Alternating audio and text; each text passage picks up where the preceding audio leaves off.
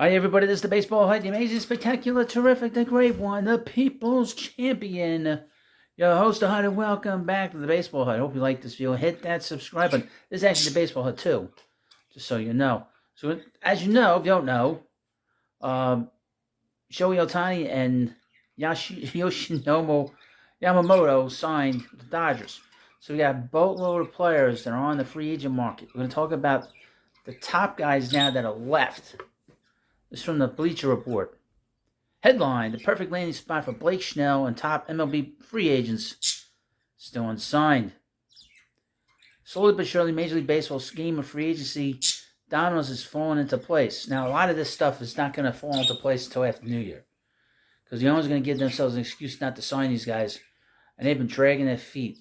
You know, that's the problem with these two particular free agents, that they drag the entire market down with their sort of goofiness and wanting to get every single penny out of the Dodgers. Let's run down some of the players that are on the market left. First up, outfielder first baseman Cody Bellinger. Now he's projected, according to Spotrac, 5 years, $112.5 million. ESPN is tracking him at 7 years, $147 million. MLB Trade Rumors saying he's going to get 12 years, $264 million. That is insane. For a guy that has been, was dead in the water as a player, I would give him 5 years. That is, to me, is the most fairest amount. But he does have Scott Boras, so he's not going to take anything less than 7 years. But that's what I would offer him if he's on the Mets. Mets aren't really looking to sign somebody like him. He's too inconsistent a player, too unstable as a player. Not as a person, but just unstable in terms of his performance. What they're saying, the scuttlebutt is the Blue Jays are emerging as the favorite. They say the perfect landing spot is the Cubs. The contract projections for Cody Bellinger are all over the map, but much more so from a length perspective than an annual average value perspective. All the projections put the 2019 NL MVP in the $21 to $22.5 million salary range. I would not give him 12 years. That would be insane. I wouldn't even give him 7 years. I wouldn't even give him 3 years. It's just a question of how many years teams are going to want to invest in 28-year-old comeback player of the year. Heading into the offseason, the most logical landing spot for Bellinger was the Yankees, and it wasn't even close. They needed an outfielder, and they had the money to make it happen. But after trading for Juan Soto, Trent Grisham, and Alex Verdugo, the Bronx Bombers suddenly have too many outfielders and no longer have a need for Bellinger.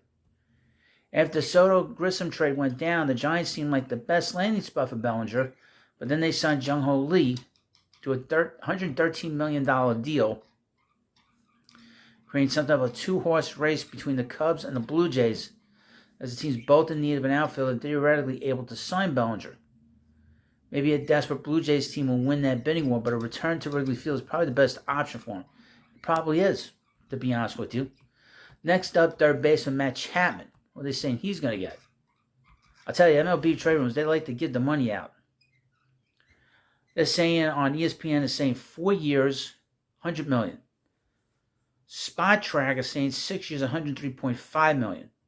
And MLB Trade Rumors, they're just giving out the money like it's going out of style. 6 years, $150 million. I would not give him more than 2 years. This guy can't hit. He's a great defensive third baseman. This guy can't hit. Not a lot of power there. Strikes out way too many times. Sooner, and they're saying that the Giants have their eyes on him. The perfect landing spot's the Blue Jays. Sooner or later, the Blue Jays are going to win one of these bidding wars. Perhaps it'll be for his familiar face, the hot corner. Two other teams very much in the market for Chapman's services are the Cubs and the Giants. The former currently has Patrick Wisdom penciled in at third base, but that hasn't worked out too well over the past 2 years. The latter still has one more year of J.D. Davis, but it's not like he has a great glove or that they're even desperate to keep his .738 OPS in the lineup. But now that the Blue Jays have missed out on Soto, Ohtani, and Yamamoto, they can make the type of long-term offer. I would not do that. A 2 year, 3 year deal at most. Now, he had played for the manager Bob Melvin when they were in Oakland together. But I would not give him any long-term deal. They'd be crazy to do that. Next up, Lucas Giolito. On this, they're saying the contract from this MLB trade rumors, they went low. They're saying 2 years, $44 million. Spot Track is saying 4 years, 2 years, $44 million from MLB trade rumors. From Spot Track, 4 years, $47.5 million. And ESPN saying 4 years, $68 million. That's a lot. I would give him 1 year with an option. And he'll probably sign with the Mets, I think. Mets seem to be kind of interested in him. What are they saying? The latest scuttlebutt. The Red Sox, Royals, and Dodgers are all in on Lucas Giolito, and the Mets have checked in as well. John Heyman says in the New York Post. They said Baltimore would be an ideal landing spot. I don't know what's going on with the Orioles. They did sign the closer, Craig Kimbrell. I don't know where they are as a club, to be honest with you. Are they willing to make a big move for a big pitcher? Who knows? Josh Hader. They're saying 5 years, $88 million from Spot Track. ESPN saying 5 years, $105 million. And MLB Trade Rumors are saying 6 years, $110 million. He'll probably get the middle, I think. Because it's similar to what Edwin Diaz got last year. They said the Dodgers are interested. They said the perfect land spot's the Rangers. Keep an eye on the Yankees. Yankees do not have a closer. They have Cole Hamels and a very desperate front office not to get fired.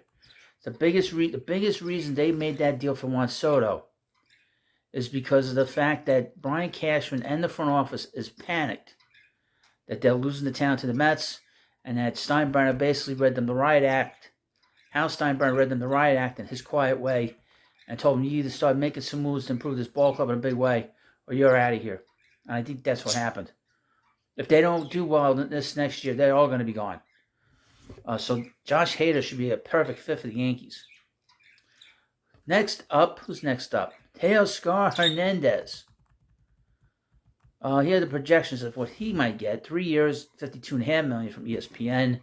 4 years, $66 million from Spot Track. From MLB Trade Rumors, 4 years, $80 million. I'd say 4 years, $66 million. He's going to get 4 years, I would think.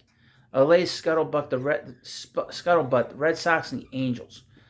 I would say that from what I've read and from my source, and it's a public source, you can look it up. He's saying the Red Sox are pushing hard to get Hernandez. He said the perfect landing spot is San Diego. San Diego's going to spend any money this offseason. Even though they brought in the Japanese closer, Suzuki. They're not going to do much. First baseman Rice Hoskins. Where's he going to go? He had that ACL tear during spring training last year. It'll be interesting to see where he goes. Projections for him. ESPN saying he's going to get $34 million for 2 years. MLB Trade Room says he's going to get 2 years, $36 million. And Spot Track saying he's going to get 4 years, $84 million. Latest Scuttlebutt says the Blue Jays, Cubs, Mariners, and Nationals have reportedly have interest in Hoskins. Keep an eye on the Chicago Cubs. Now, if he goes to the Cubs, this will have a domino effect on the Pete Alonso